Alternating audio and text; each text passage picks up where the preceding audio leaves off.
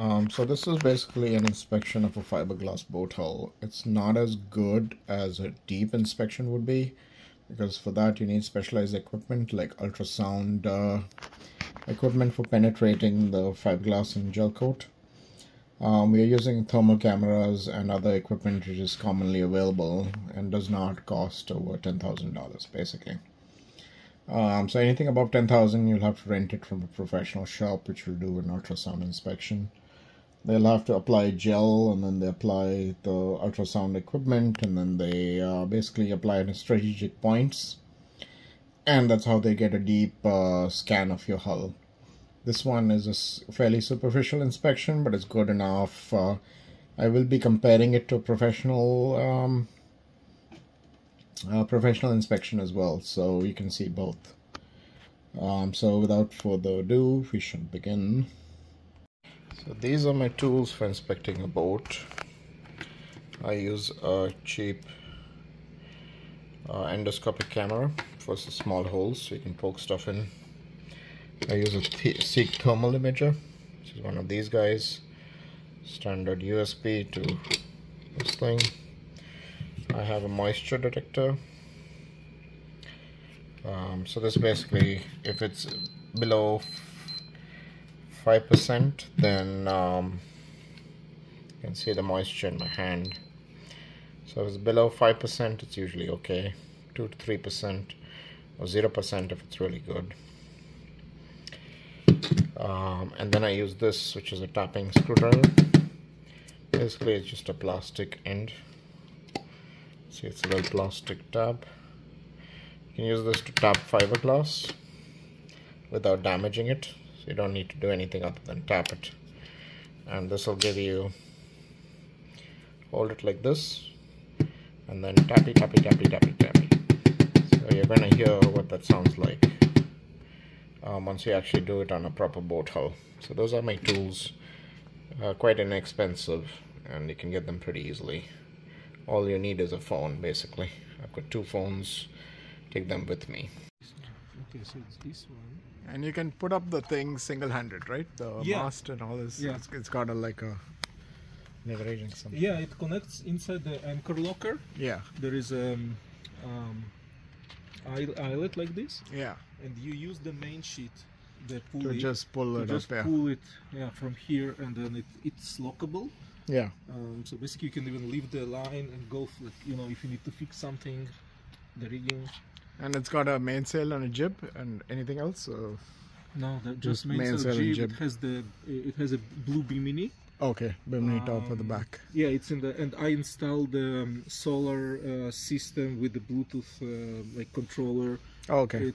It has a flexible 50-watt solar panel that actually sits on top of the hatch. Oh, okay. So when it's in the marina, it's I put it, well, during the summer it sits on the hatch and just charges the battery. The battery, part of the survey, the previous battery was just sitting there in the stern place, without anything. Well, actually it was connected. He didn't see the tie up. He didn't see it because it was black on black battery, so he put a note here. But what I did, I bought like a box enclosure with like USB. You can see the voltage. So a brand new battery. So I put it inside. I cleaned all the electrical inside. Yeah. And then it has the solar charger. It has the alternator inside the.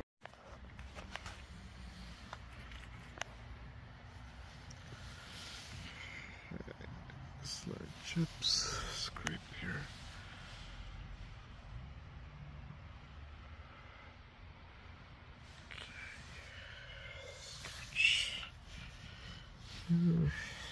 Superficial scratches to the gel coat.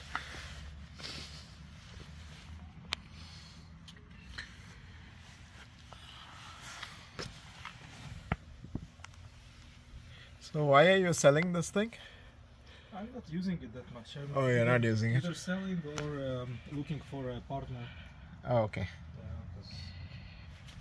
To have the boat in the water and use it like 2-3 times a year. It's not.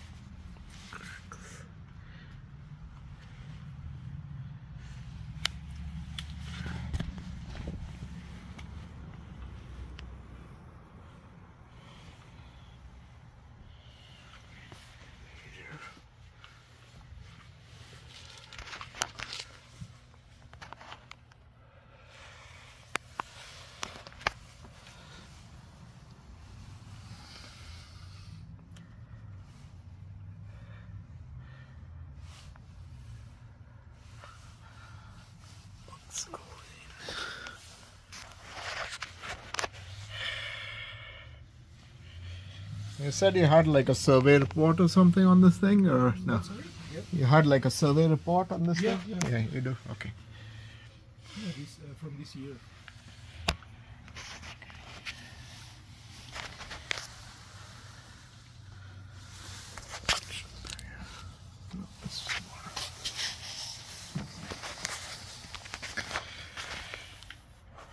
Okay.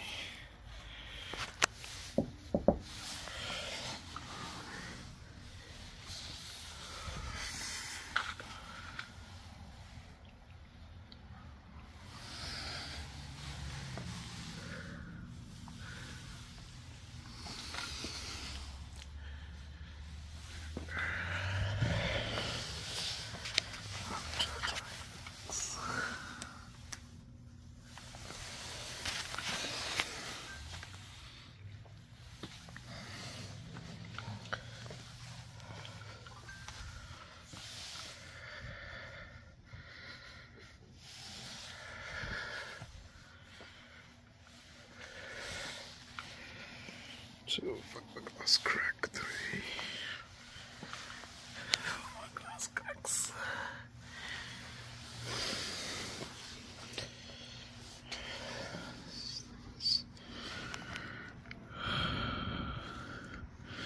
Nylox.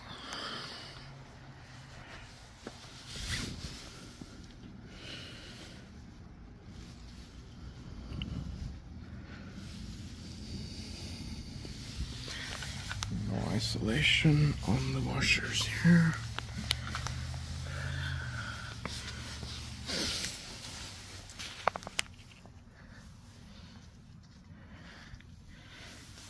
Alright. Isolation on these two bushings. Corrosion here. Not isolated, but this could be stainless.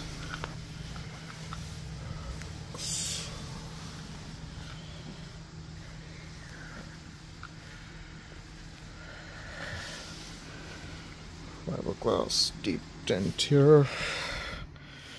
Dent here, dent along the truss.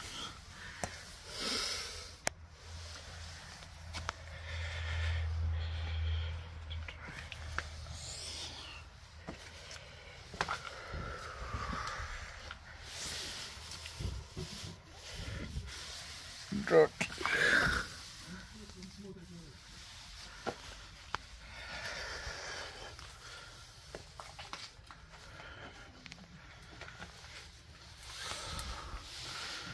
Cracking on the stays.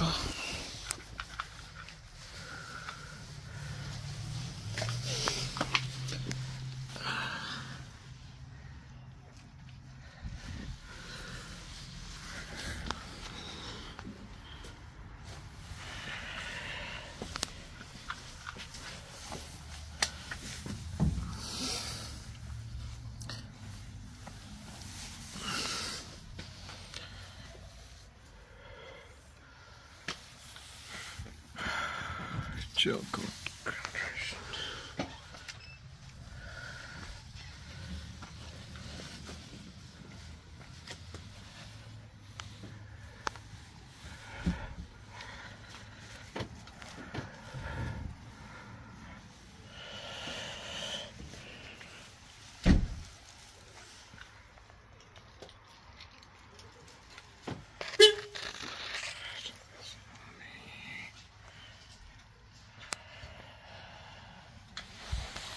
Okay. 126.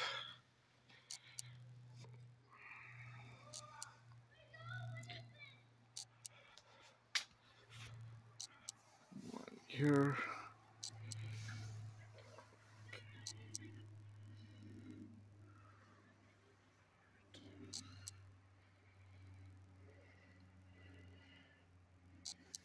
Okay, something here.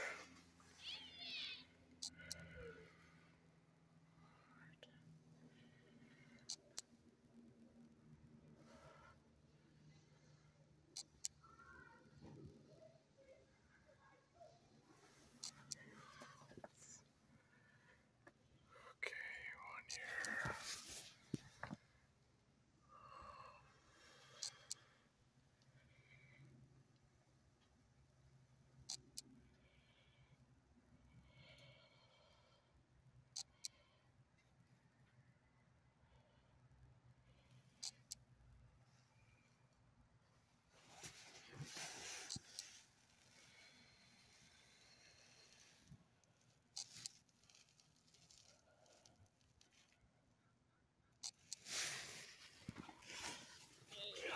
right there.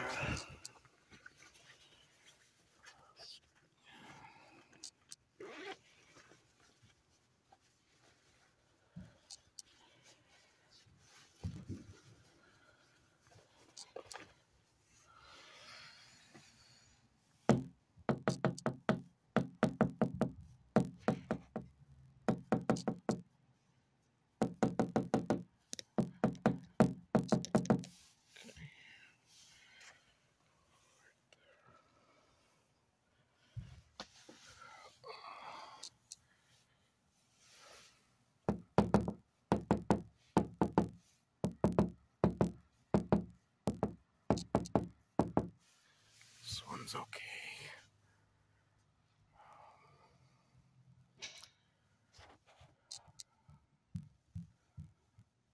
This one's clean.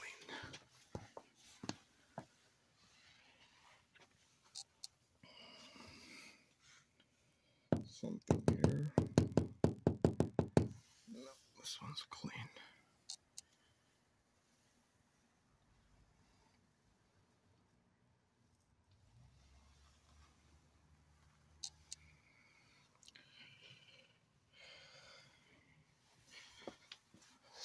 Nothing here.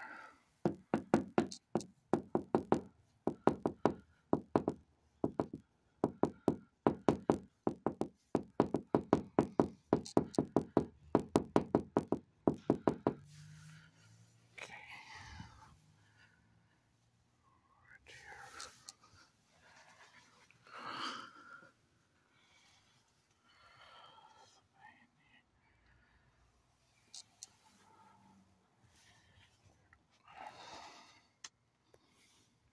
You.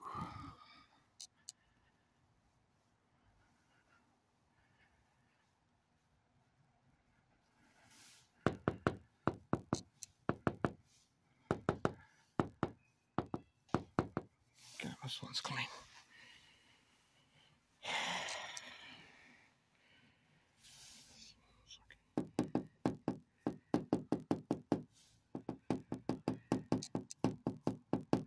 This one's clean. Look at us. Okay.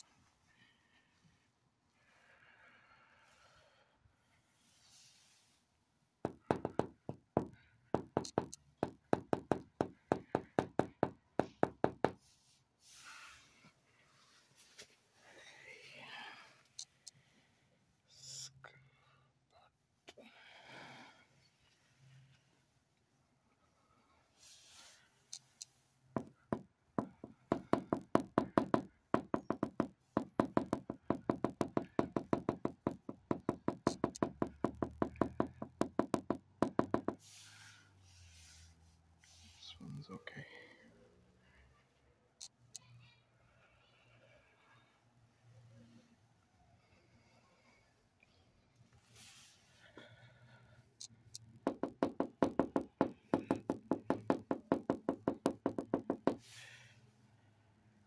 Okay, let's just rain. I hate rain.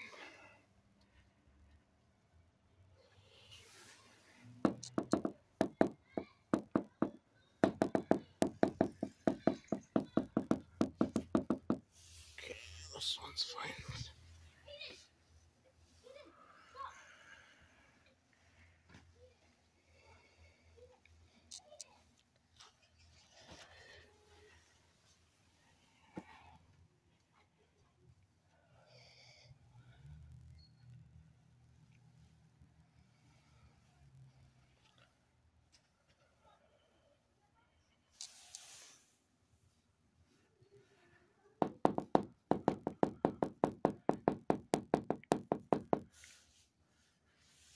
Rain screws up everything. So annoying.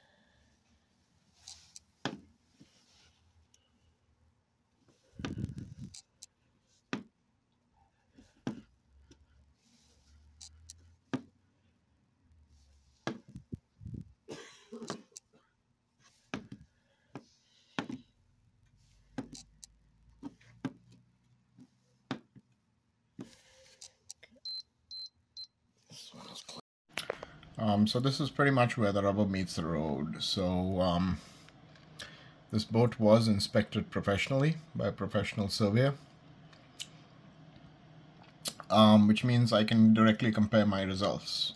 So my results from the video were basically one area of concern, and then like 5 other areas where it was not a problem yet but could be a problem in the future, and then one case where the gel coat was undamaged but there was osmosis,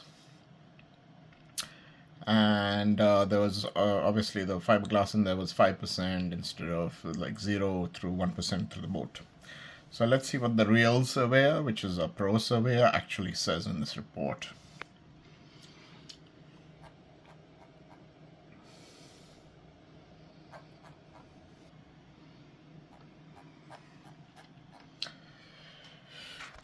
So that's basically what he says. He says hull is in good condition, it's the same as me.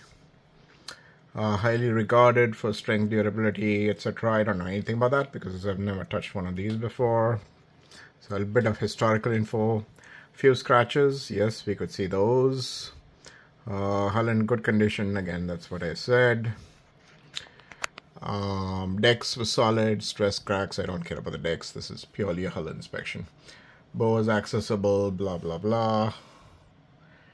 Yes, we know bow was accessible. Stern, I don't care about it. Okay, so this is the fancy part. The underwater portion of the hull was inspected by hammer sounding and moisture readings. The hull was solid with no delamination or soft areas. That's not true, so sort of true. Okay, so there were no soft areas, but there were several areas where it was going to be a problem in the future. Yeah, as I said, there are 5 areas which I identified, which he has not, and no sign of impact damage to the hull. So he's basically just using tapping, and he's doing moisture readings. So we've done that, plus we've done thermal. So the thermal IR readings are something he doesn't have, so he's obviously not used that. So that's not good. No sign of impact damage to hull or keel. Yes, we know that. There was no damage.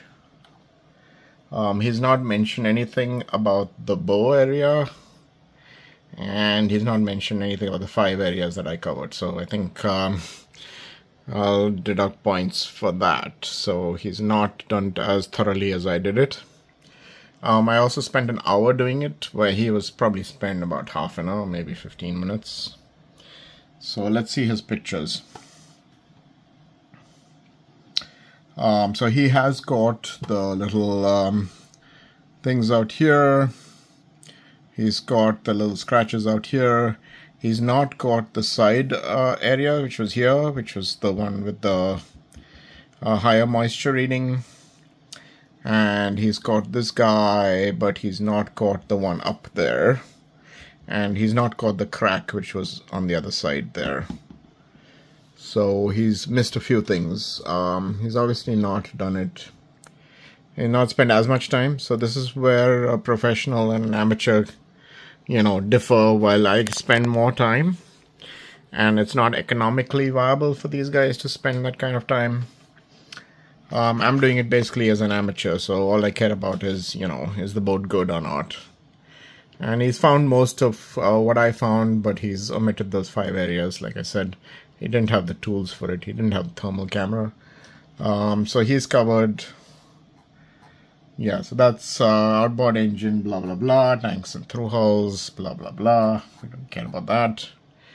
Electronic equipment, don't care about that. So the rest of the report is all about the rest of the stuff. So yeah, so chain plate and rigging, we do care about it because there was cracks there, but he's not mentioned that, and he's not mentioned the chip in the fiberglass. So yeah. So he said the chain plate's a good condition, but he didn't mention the chip. So that's that. And he said he's not mentioned checking the mainsail. Okay, so that's, so it's a typical survey, I guess. He's found some of the stuff. He missed a lot of the stuff which I would find. And he's done a bunch of background and stuff like that. So survey, good working order, blah, blah. Okay, so let's see this guy. So he says good, minor scrapes and marks. Overall appearance and condition is good. We know that. Good condition, no signs of damage or grounding. He didn't mention the chip on the fiberglass which needs to be repaired. He didn't mention the other smaller chips. And he didn't mention the 5 areas. So yeah. And then he's gone through vessel valuation. I don't care about that. So anyway, we'll give him a B, maybe a B plus, because he didn't find the stuff I found. But that's quite typical for a surveyor. He's got his job to do. He's got 30 minutes or 40 minutes. Otherwise it doesn't become economical to go over it for an hour or two and inspect every inch of it, because that's, not what they do. So anyway, there you have it, comparison of an amateur versus a professional.